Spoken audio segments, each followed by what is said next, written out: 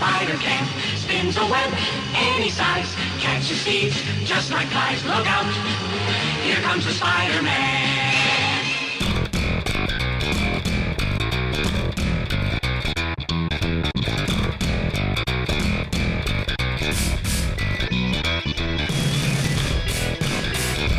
Welcome to the Real Film Nerds Podcast. Welcome everyone back to another incredible, amazing, stupendous episode of the Real Film Nerds Podcast. Today we get to talk about our final MCU film of 2019. Is that right, Mike Tingle? Yes, I think that is right, Matt Tingle. I just ruined the best joke in this whole film, but I don't care. It was a great, great, great joke, and I will just stop it at that. All right. We'll let you this time.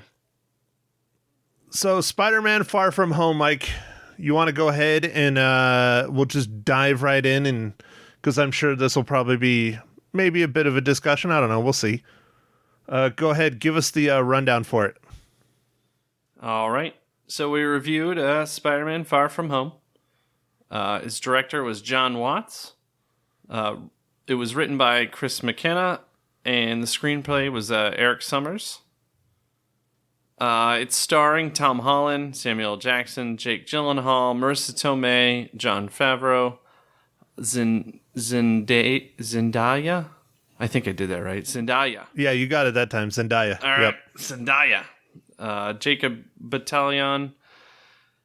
And it is about our friendly neighborhood spider following the events of Avengers Endgame. Spider-Man must step up to take on new threats in the world that has changed forever.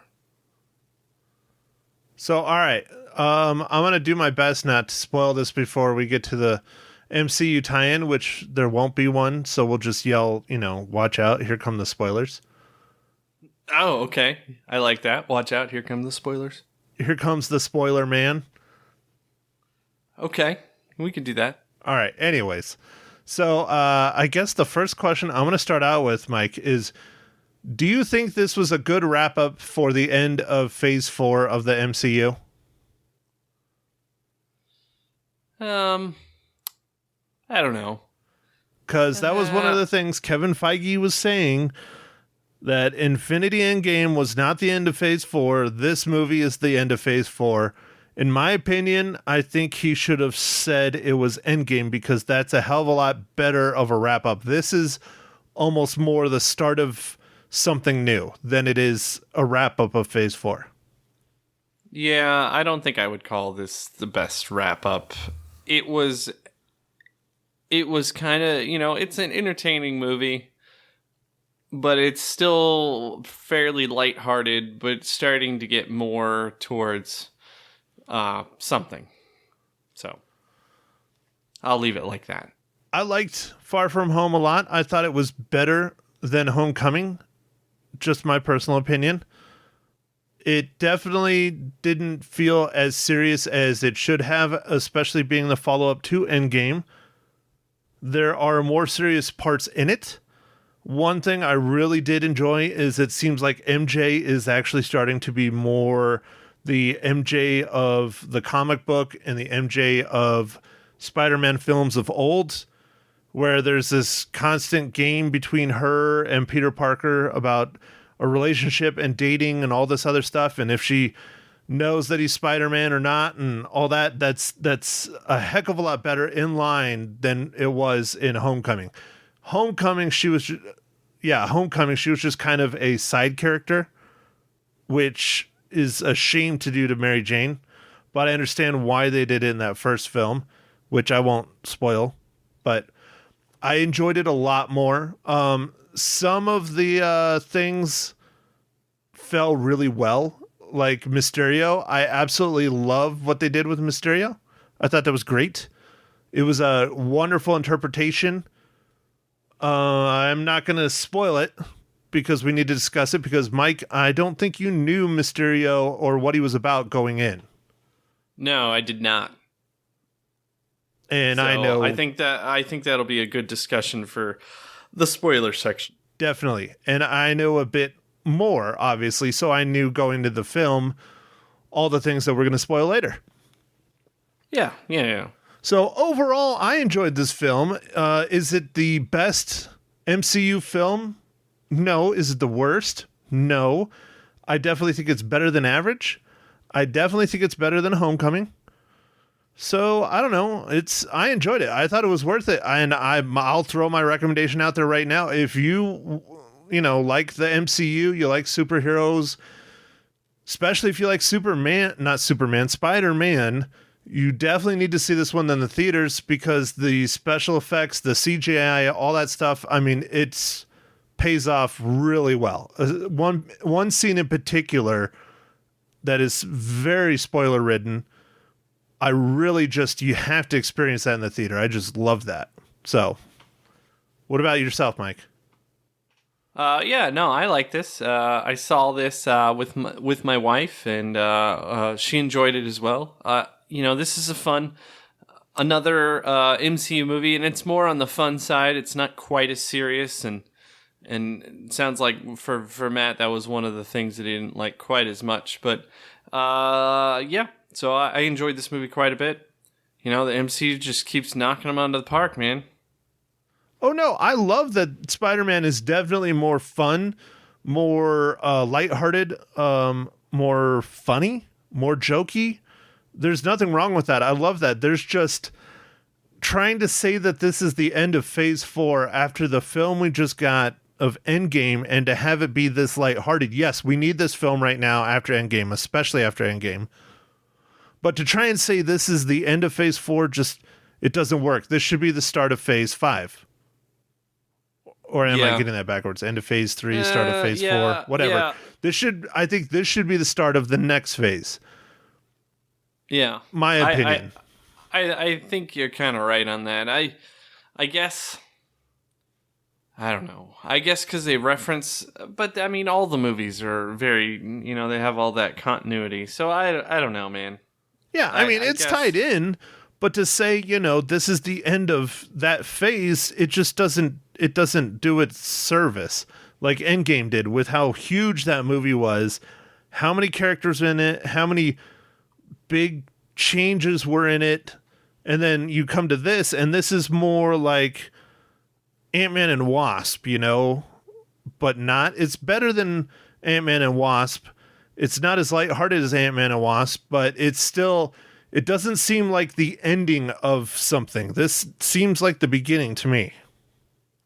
Yeah, it did seem like the beginning of some stuff, especially with some of the scenes that are in the credits, but I'm not going to talk about that. Yeah, the end credit scene, and those are both of them, those are definitely something interesting that we will need to talk about in the spoiler section when we get there. But Mike, what about the acting? What about the cinematography? What about the CGI? The typical stuff we discussed before we get into spoiling the film. What did you think? Do you think it was better? Do you think it was worse? What do you think? I liked it. I thought the CGI was good. The acting was pretty good.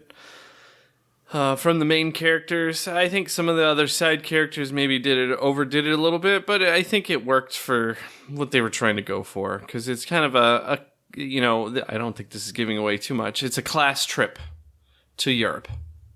I think some of the ancillary characters maybe were a little much, or a little, I don't know, one-sided, kind of odd. I don't know. Like the film relied on them a little bit too much to continue the jokiness they introduced in the first film? Yeah, I guess I would say that. Okay. Yeah, I kind of felt, well, that's why I said it. I kind of felt the same way about some of the characters. Some of the other ones I liked that I saw them more expanded in this film. Especially the actors. Yeah. But the all the main characters that are in the movie, I really like their performances, and it was good to see some of the new characters introduced. So I like that. Jake Gyllenhaal as Mysterio, it elevated this whole film for me. He's such a good actor. I've loved him for ever. Back Donnie Darko days and beyond. I just love him as an actor. He is very good. And to see him as Mysterio was amazing. I loved it. I thought it was great. And I hope we get to see more of him in the future. I don't know. We'll see. Yeah. We will definitely see. But, yeah, I like this movie. I think everyone should see it. We are, MCU boosters here. So go ahead and see this one in the theater. You have our go ahead. you have our reels. Real Film Nerds approved. Spider-Man Far From Home. Yes. That's all you have. Yes. All right, fine, Mike. So since you clearly can't talk about this movie without spoiling it. No, I'm trying not to say too much. I know, it's hard. I know, because even one of the trailers, they had spoiler warnings for Endgame before one of the trailers because it is so interwoven in the MCU continuation story. It's hard not to spoil pretty much anything. Like, they're on a class trip to Europe. That's about what we can say. Yes. It has Spider-Man in it. It has Mysterio in it. It has lots of Spider-Man's classmates in it. And, yeah, that's about as much as we can go without spoiling it. Yep. Okay, so let's just go ahead. If you don't want Spider-Man Far From Home spoiled for you, or you haven't seen it yet, go ahead, turn off the podcast, or fast forward to the end where we give our reels, because this is your warning. Yeah, this is the warning. Are you guys listening? Okay, everybody turned it off. I hope everybody turned it off, because it's now time for Spoiler Man. Spoiler Man does whatever a spoiler can. Yeah, that was good, right? Yeah. That was very good, Matt. Very good. I'm sure everyone on the pod has already turned it off. I hope so, because especially my horrible singing. So, Mike, did you see Mysterio coming, being the bad guy? Just boom! I guess I kind of did. It was a fairly predictable storyline, but I was kind of with Spider-Man and kind of wanting to believe that he was a good guy and he had his best interest at heart. But the way that they did it was pretty neat. So I enjoyed that. How they were able to manipulate the different things that people see was incredible. So that really made and that was really well done with all the visual effects for the movie, which was cool. So I liked seeing that. So, Mike, speaking of being predictable, what IPA are you drinking today?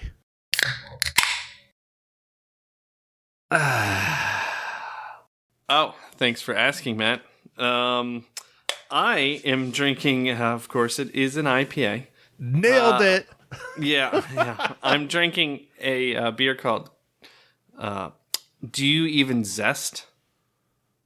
And it's a citrus double IPA from a brewery called Crooked Stave. Is that like the soap? Like Zest Fully Clean? Yeah, no, it's because it's a citrus one. I think the zest of a citrus is kind of like the joke. It's kind of a joke. But yeah, it's just called Do You Even Zest? Well, all right then. Yeah, it's a good beer. If you see it, you should buy it. If you love IPAs, I will never buy it personally. Well, this one, Matt, it's what they call kind of the hazy IPAs, and that means nothing to you, but it's very fruity and it doesn't taste super bitter. So it's not crazy hoppy. Well, it is kind of crazy hoppy, but it's hopped in a way that it makes it taste citrusy. Using a lot of usually Citra hops. Well, all right then. Good to know for all of our IPA drinkers out there. Yep. There's a couple of them. So I am boring. I'm just drinking a Dos Equis Amber. Dude, you love Dos Equis. Yeah, because I have a few in the fridge. That's all. Yeah, awesome. It's good beer. It's good beer. Yeah, man, it's solid. It's a great beer. It's one of your favorites. It is. It's up there. It's definitely up there. Top 10 for sure. Nice. So, all right. Back on the Mysterio talk. For those of you who read Spider-Man, Mysterio's a villain. Always has been, always will be. Everyone that doesn't pay attention to the comics didn't know that going in, including your very own Mr. Mike Talent. Yep, the talent was clueless. I'm such a terrible film nerd. You are. You need to work on that nerd part. Other than Yeah, I guess I'm just a film. other than your computer stuff. Yeah. No, I've got that stuff down.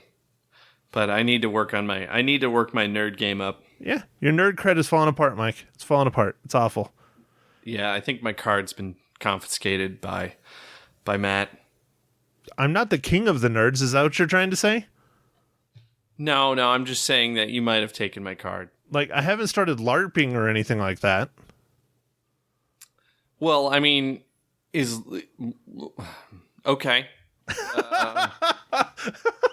You got me with that one, Matt. I don't know. Like, does LARPing equal supreme, like, ultimate nerd? Or, like, I felt like, Matt, if you went and did some cosplay where you dressed up as, like, Darth Vader and you went to some gathering with a group of Star Wars fans, what?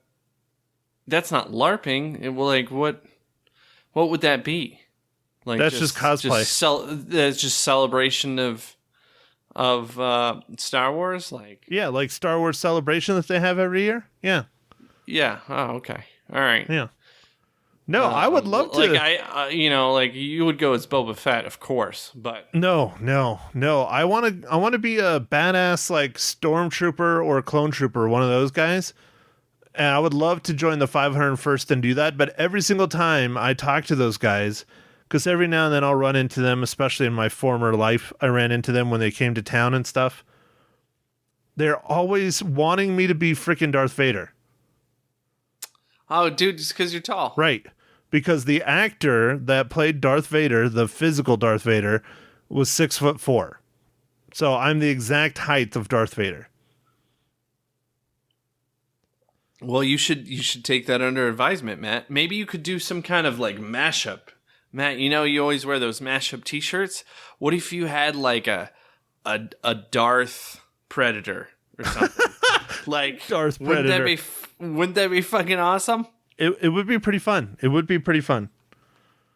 But no, if it's 501st, the 501st, it has to be movie accurate costumes to be in the 501st. Oh, okay. So yeah, you would have to have two versions, right? So you'd have your mashup, and then you'd have your official 501st version. Yeah. Well, the cool thing if I did become Darth Vader is they usually only ever have one when they go and do appearances. They might have maybe two, unless it's like the big Star Wars Celebration stuff. Then there's a lot of them. But like, say the division that's in Arizona, if they go to like the Diamondbacks game or something, they only have one Darth Vader, and all the other stormtroopers and stuff escort him around and everything. It's funny. Oh man, it'd be great. So that would be cool, but I don't know. It's just another freaking hobby I don't have time for, because I would love to do that, because they have like one of the best mottos ever. Their motto is "Bad guys doing good," because what they do is they go to children's hospitals and they go to volunteer events and fundraisers and all kinds of stuff, and they just really try to help elevate the volunteer outreach, community outreach kind of stuff by being there dressed up. And I mean, they do it in the heat of the day sometimes in Phoenix. It'll be 110, 115 out, and they'll be decked out in their Stormtrooper gear or their Darth Vader gear in the sun, doing a walk for the cure or whatever. I'm really impressed with those guys. I love those guys. Wow, that's intense, man. Yeah, no, that's awesome. I like it. Bad guys doing good. Yeah, it's awesome. That's a cool motto. Yeah, the garrison that's in Arizona is known as the Dune Sea Garrison, All right. which is pretty funny. Cool. The Dune Sea is another good Star Wars reference. So, anyways, all right. So, Mysterio is a bad guy, and I loved how they translated it for this film. The original Mysterio is a special effects stunt guy from the movies when they wrote him in Spider-Man the comic book in the 60s.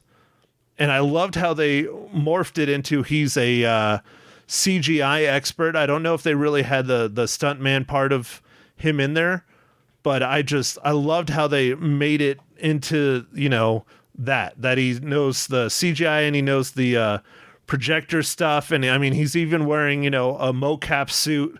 I loved it. I thought that was so smart. I was afraid they were just going to make him like a villain and not have him be just a normal dude that can manipulate people. I loved how they did it. I thought it was so good, so smart. Yeah. So they just updated it to match kind of the modern time, but it's still essentially the same kind of character. A normal dude who's using some fancy technology stuff to manipulate people. Yeah, and he's always been one of Spider-Man's biggest foes because of, as we saw in the film, how he manipulates Spider-Man's mind and in almost these dreamlike worlds where, as you see in the film, he, gets hit by a train. That's a major part of Mysterio's character and how he's one of the only ones that can kick Spider-Man's butt by doing stuff like that. Yeah, he really gets to him on a psychological level. And that was my favorite scene of the whole movie. I just really loved that when it was just Mysterio versus Spider-Man. That whole dream sequence, all how they shot it, how they did it, how they brought it all in, how they made Mysterio huge. I mean, it was so comic booky. I loved it. It was so good. Yeah, with that fantasy type, with the projection stuff, they were able to make it seem more like the comic book because everything was believable because it was all done visually with the projector stuff. And even though he knew that he was being manipulated, he couldn't figure a way out of it, So that was cool because he even knew he was in this simulation kind of environment, and he still couldn't get through it. He was this is, and that was a cool scene. Yeah, how they do a lot of that in the comic book, not to keep referencing it, is Mysterio.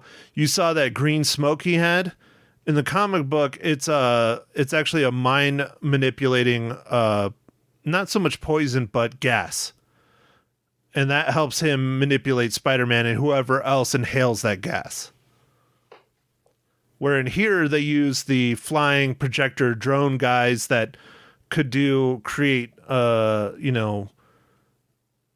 damage, basically. The Edith system, which was interesting. Oh, I love the name for Edith. Yeah, even in Death, I'm the Hero. That's awesome. That was so funny. I thought that was amazing. Speaking of that, one of my second favorite parts, because there's a couple that are tied, but was when Spider-Man is learning about the Edith system and how to use it, and he sends that one drone to kill the classmate on accident in the bus. That was so good. So good. Yeah, now, Matt, as a certified pilot of said drones, do you still hate the term drones used all the time in movies? Because they use that stuff all the time. It's always a drone. Except for in this movie, because when they're referencing drones, they really are drones because no one is flying them. Ah, okay. So All right. the terminology of drone in this movie is correct. Okay. All right. I just I love to push your buttons on that one. Oh, I so know you do. I know you do. But yeah, I still don't like that term. I still don't accept it, but it's what the media uses, especially the national media, because it's scary. Yeah, it is scary. The drones are coming, Matt. Actually, it's the robots, and they really are coming. But that's a whole different story. They took our jobs. Yeah, about to. Dude, I watched that South Park the other day. That's so funny.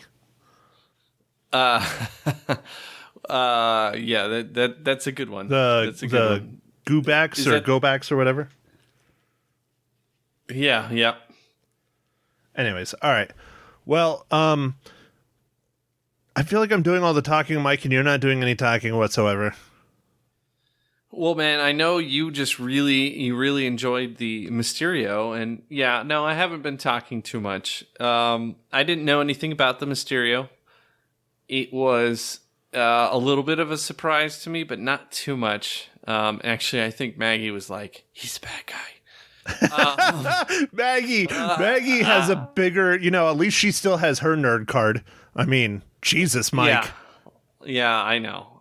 And so as soon as he handed over Edith, she was like, "Oh yeah, that was terrible."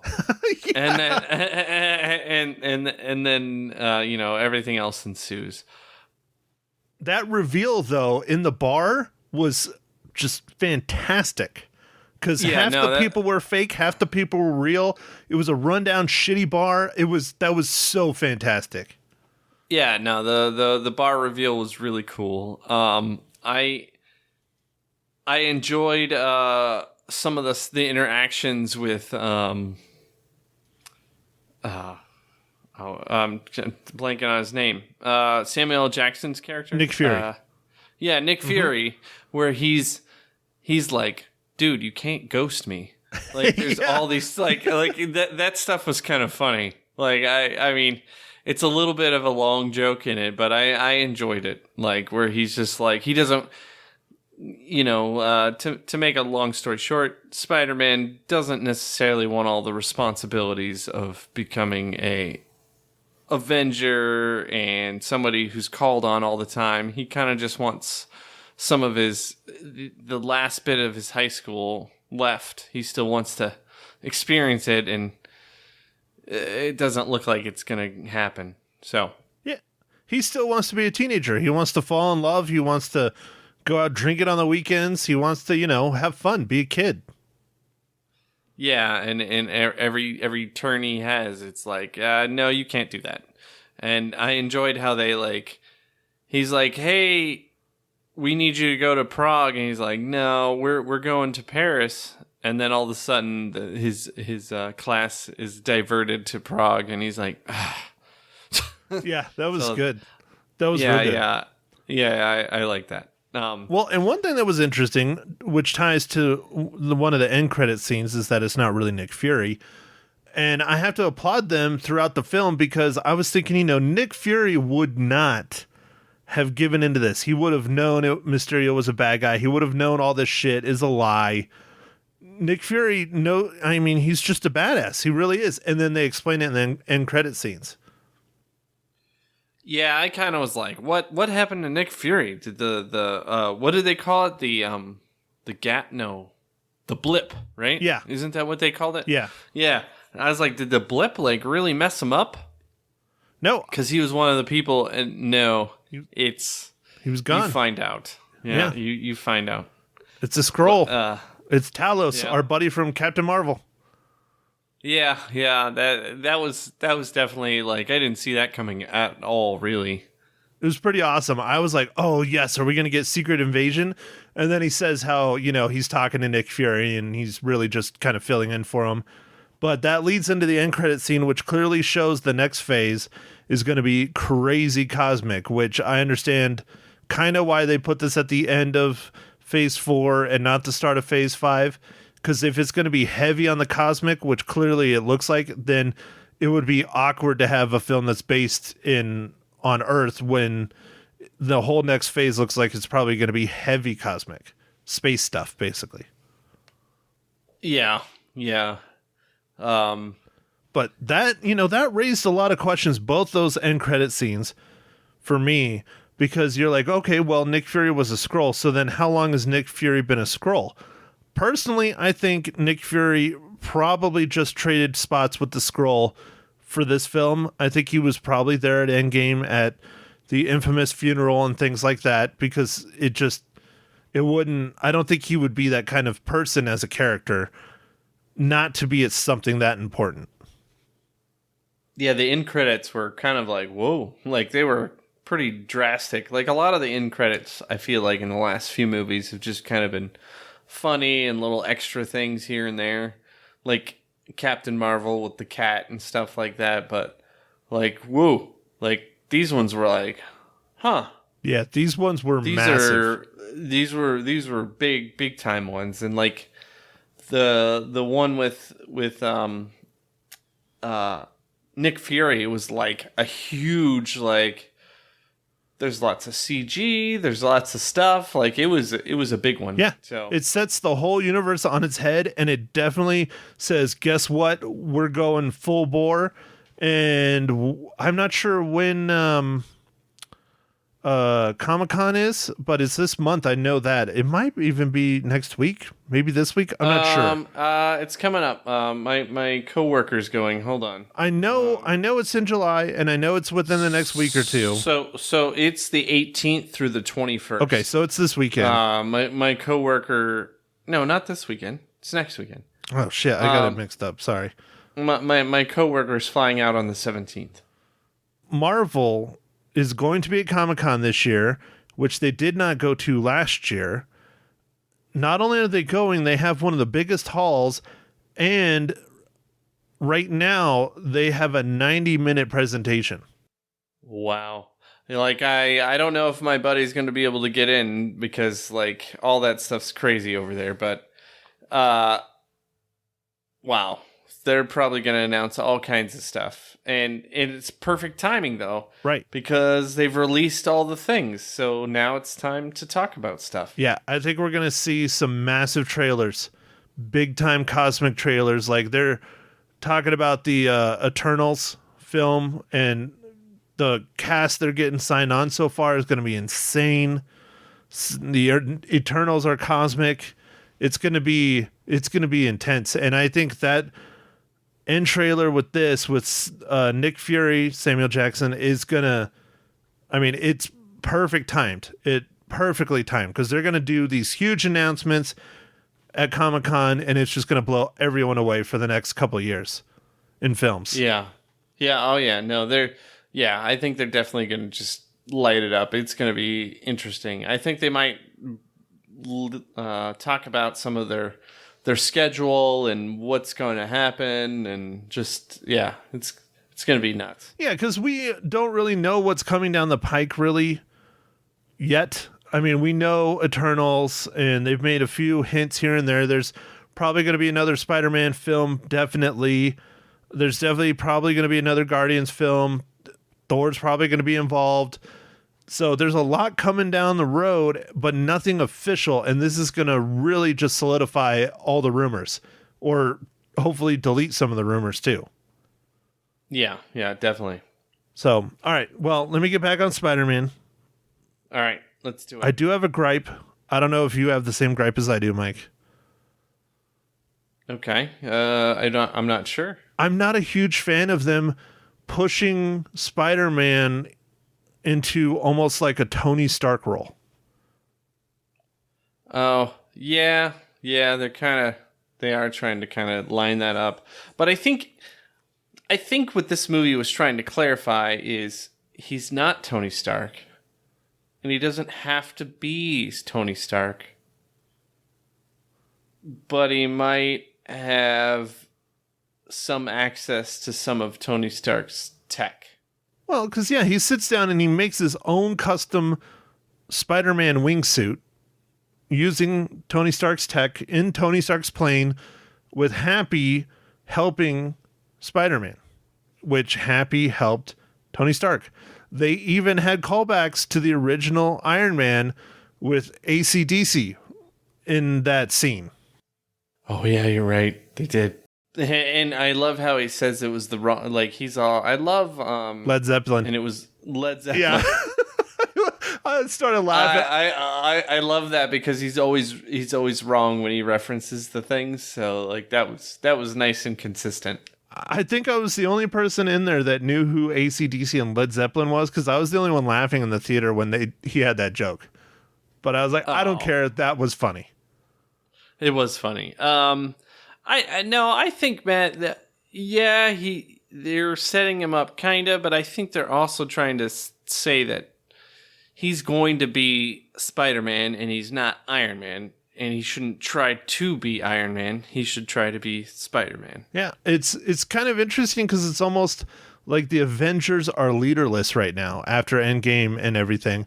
And Nick Fury's trying to push him, which we find out is not Nick Fury. Happy's kind of pushing him, but not really. He's just kind of helping him. Yeah. Happy's got some motives, though, that are like ulterior motives. Yeah, man. That's true. I mean, Marissa Tomei, man. Woo. Yeah, so Happy's trying to get happy, and he would like to get with Aunt May. Aunt May. That's one that still blows my mind, man, is the hot Aunt May. I mean, it is what it is, Matt. Dude, it's awesome. It's awesome. Comic book world, Aunt May is an old biddy. Nice. But that's one of my problems. That's one of my issues is I do compare the MCU a lot to its source material.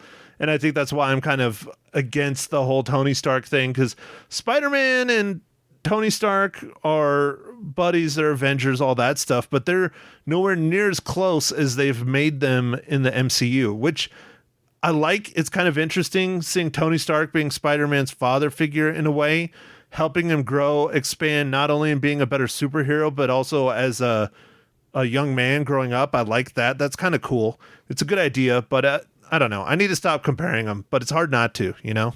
Yeah. Your nerd mind won't let you stop comparing them. I understand. I do the same thing, even with remakes now of movies that I love. Like I was getting a talking to about.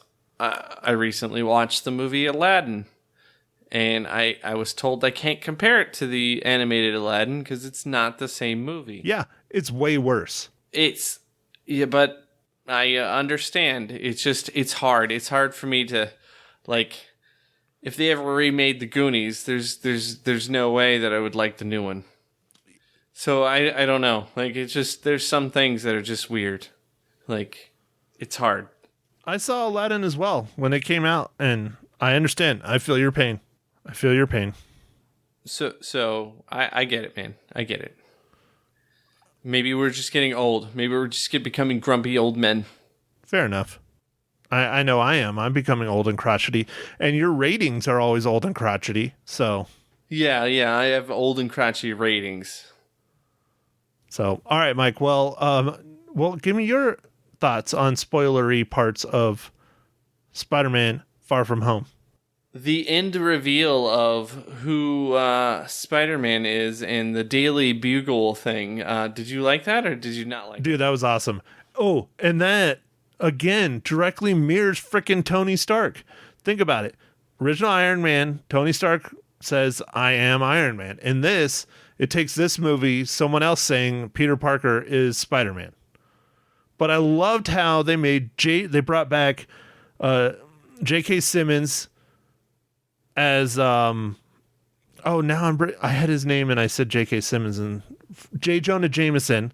How they brought J.K. Simmons back as J. Jonah Jameson, and they kind of updated him for the world now. How he's not working for a newspaper, he's working for the dailybugle.net or whatever. Yeah, like a streaming, like a YouTuber. Yeah, and right? he's more of like almost like an Alex Jones character, which is definitely more modernized. But I loved it. I really, really hope they bring him back in for more than just other Spider-Man movies, because J. Jonah Jameson is a big deal in the Marvel world, because, you know, he's always the contradiction to a lot of things. Yeah, no, I thought it was interesting, and I was like, wow, this is in the end credits? Holy moly. Like, it was like a huge, big thing. Yeah, it set the whole movie on its head. It just, in an end credit scene. Yeah, that's what I thought. It was huge. So we'll have to see how that plays out in the next film. Because Spider-Man, that's one of his things. Even, I think, to this day in the comic book world, I'm not sure that he's truly revealed that he is Peter Parker. I'm not sure. I guess it probably depends on which Spider-Man comic book, because there's only about 20 of them. It's ridiculous. Well, Matt, I think we're getting to the point where I would like to see or hear what your real rating is. Okay, so you want to know how many reels I give Spider-Man Far From Home, because you have a Domino's pizza sitting there right next to you getting cold, and Dutch is eyeballing it, getting ready to take a slice out of it? That could be a true fact, yes. All right, Mike. Well, I give Spider-Man Far From Home 4 out of 5 reels. Wow. All right. Nice. I liked it. I thought it was good. Very cool. I think I liked it as well. But you give it 2.5. But being the crotchety old man that Mike Talent is, he's going to give it a 3.5 reels. Jeez, 3.5. God. Yeah, man, I'm harsh, man. I'm a harsh person. You know what? Just for that, I'm burning your nerd card. I not only have it confiscated, I am setting it ablaze. Okay, all right. Well, you heard it here, people. I lost my nerd card, and it is on fire. With 8 other nerd cards in a weird-looking wooden A-frame building with some weird blue tarps around the side of it. Oh, speaking of weird stuff, that might end up being our next podcast. What is that? We might talk about Midsommar, which is one weird movie. Oh, man, you want to talk about it? I wasn't sure if you did. I don't know, dude. I don't know. We might need it because, next week, FYI, I probably will not be able to do a pod, watch a movie, anything, because I'll be down in Phoenix for 4 or 5 days doing national championship indoor football league stuff for the Rattlers. So I might be a little too busy. So we might have to crank a second one out this week and either put it up next week or a second one for this week. We'll see. All right. Well, Midsommar. I am excited to talk about it. I think Matt is excited to hate on it. So we will have a wonderful conversation. And you are going to give it 5 out of 5 reels, and I am going to give it a half a reel. See, look, already done. No. We can't give out the real rating yet. we gotta bring our 3 or 4 listeners with us on the next journey, our next horror film journey. That was a a unique film, very unique film. I'm just gonna leave it at that. All right. Let's save it, Matt. Yes, sir. So let's try and do that. Everyone that's wondering, we will try and review Midsommar for our next pod. So either this week or next week. We'll see. Well, I guess with that, I want to thank everybody for listening, and we'll catch you on the next pod. Thank you for listening to The Real Film Nerds. Now, don't forget to follow us on Facebook, Twitter, and Instagram at Real Film Nerds. Now, go out and catch a movie.